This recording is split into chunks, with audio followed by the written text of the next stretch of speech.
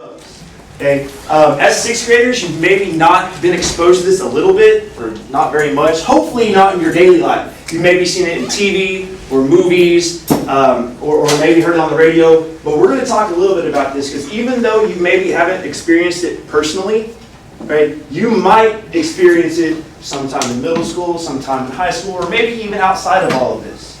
Okay, so let me ask you guys a couple things. Take a second and read over these questions. Think about it. All right, I know you in the back can't really see this, so I'm going to read them out for you. Number one, when was the time that you had to stand up for yourself? Think about that. When did you have to stand up to be you?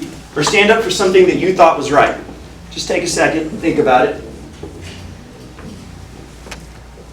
Next one, what did it feel like when you had to stand up for yourself? Again, just hanging on to your thoughts. What were the results when you had to stand up? After you had to stand up for yourself, what did it feel like?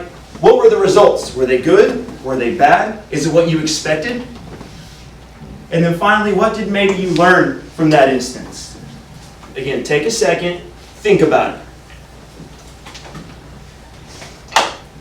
Do I have anybody that wants to share?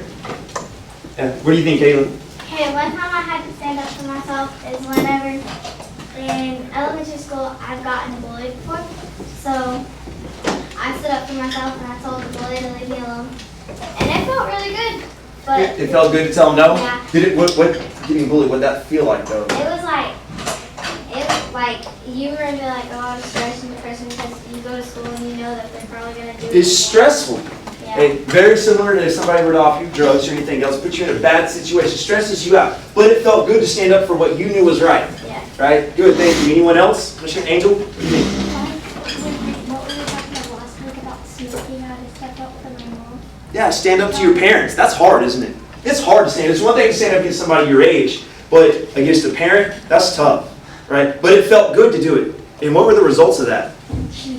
She stopped smoking, right? So it was good for both of you. All right, I'll take about two more. Haley?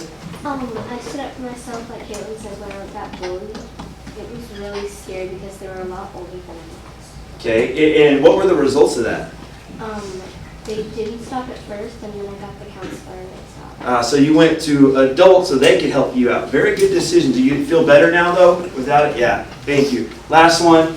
Gladys, what do you think? I stood up to my mom when she wanted to do the science project that we had to do for the layers of Earth. She wanted to do it her way, but I wanted to do it my way, and she said, well, you're going to fail it, and I ended up getting a good grade on it. So, yeah. So it felt good to stand up for what you knew was right, and you got a good grade on it? Yeah. You're welcome. Thank you. All right. So talk some of those situations. Those were just happened in class, happened to a parent. But what we're going to focus on today is drug related. Okay? I know you've heard it growing up through elementary and in middle school, right? Say no to drugs. We all know that. Yes.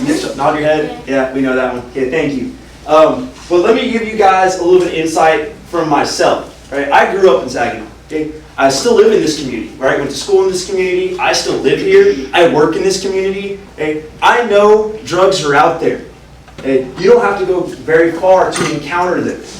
Okay? So even at your age, right? I didn't necessarily know what they were until I got into high school, and your world opens up. Okay? But you got to be able to say no to things and know what's right for yourself. Know that, hey, your parents, they care about you. They're steering you in the right direction. Your teachers care about you, and they steer you in the right direction.